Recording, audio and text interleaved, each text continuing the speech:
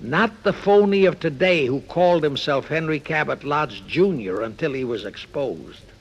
Lodge completely unmasked Wilson and kept the United States out of the League of Nations.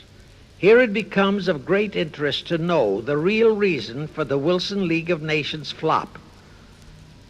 As I previously stated, Schiff was sent to the United States to carry out 4 specific assignments.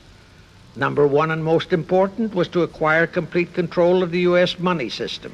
Number 2, as outlined in the original Weishaupt Illuminati blueprint, he was to find the right kind of men to serve as stooges for the great conspiracy and promote them into the highest offices in our federal government, our Congress, our U.S. Supreme Court, and all federal agencies, such as the State Department, the Pentagon, the Treasury Department, etc.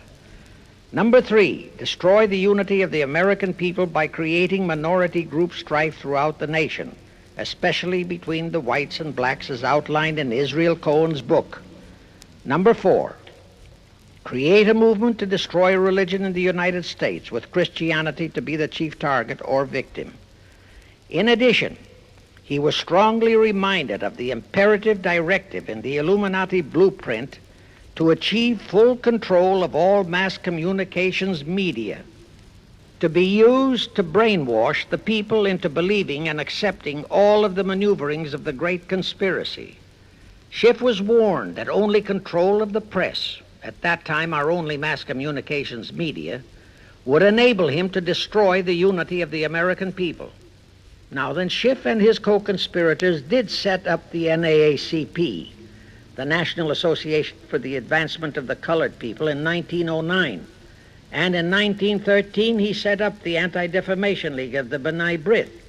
Both were to create the necessary strife. But in the early years, the ADL operated very timidly, perhaps for fear of a pogrom-like action by an aroused and enraged American people. And the NAACP was practically dormant because its white leadership didn't realize that they would have to develop firebrand Negro leaders, such as Martin Lucifer King, for one, to spark the then completely satisfied and contented mass of Negroes. In addition, he, Schiff, was busy developing and infiltrating the stooges to serve in all high places in our Washington government and in the job of acquiring control of our money system and the creation of the 16th Amendment. He also was very busy with the organizing of the plot for the takeover of Russia.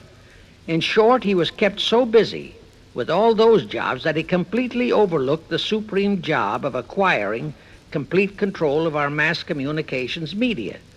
That oversight was the direct cause for Wilson's failure to lure the United States into the League of Nations, because when Wilson decided to go to the people to overcome the opposition of the Lodge-controlled Senate, despite his established but phony reputation as a great humanitarian, he found himself faced by a solidly united people and by a loyal press whose only ideology was Americanism and the American way of life.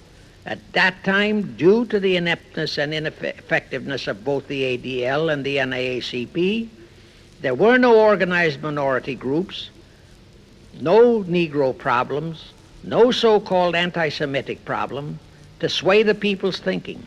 There were no lefts, there were no rights, no prejudices for crafty exploitations. Thus, Wilson's League of Nations appeals fell on deaf ears. That was the end of Woodrow Wilson, the conspirator's great humanitarian. He quickly abandoned his crusade and returned to Washington, where he shortly died an imbecile brought on by syphilis. And that was the end of the League of Nations as a corridor into one world government. Of course, that debacle was a terrible disappointment to the masterminds of the Illuminati conspiracy, but they were not discouraged. As I have previously stressed, this enemy never quits. They simply decided to reorganize and try from scratch again. By this time, Schiff was very old and slow. He knew it. He knew that the conspiracy needed a new, younger, and more active generalship. So on his orders, Colonel House and Bernard Baruch organized and set up what they called the Council on Foreign Relations, the new name under which the Illuminati would continue to function in the United States. The hierarchy, officers and directors of the C.F.R., is composed principally of descendants of the original Illuminati, many of whom had abandoned their old family names and acquired new Americanized names. For one example, we have Dillon, who was Secretary of Treasury of the United States, whose original name was Lepowski. Another example is Paley, head of the CBS TV channel, whose true name is Polinsky. The membership of the C.F.R. is approximately 1,000 in number and contains the heads of virtually every industrial empire in America, such as Blau, president of the U.S. Steel Corporation, Rockefeller, king of the oil industry, Henry Ford II, and so on. And, of course, all the international bankers, also the heads of the tax-free foundations, are officers and or active C.F.R. members.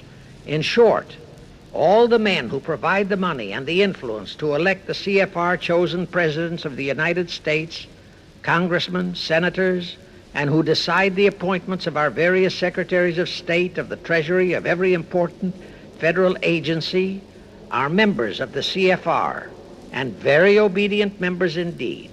Now, just to cement that fact, I will mention the names of a few of the United States presidents who were members of the C.F.R. Franklin Roosevelt, Herbert Hoover, Dwight D. Eisenhower, Jack Kennedy. Others who were considered for the presidency are Thomas E. Dewey, Adlai Stevenson, Nixon, and Vice President of a C.F.R. subsidiary, Barry Goldwater.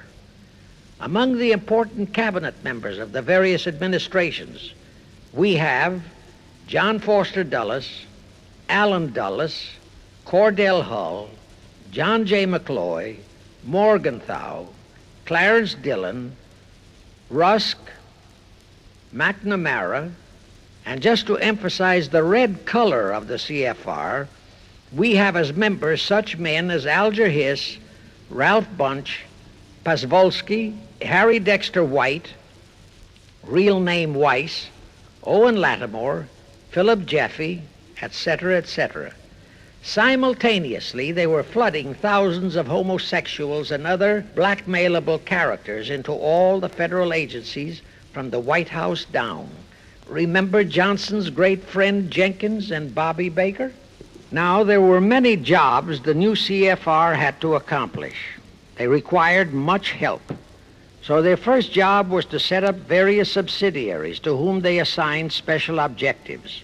I can't name all the subsidiaries in this recording, but the following are a few.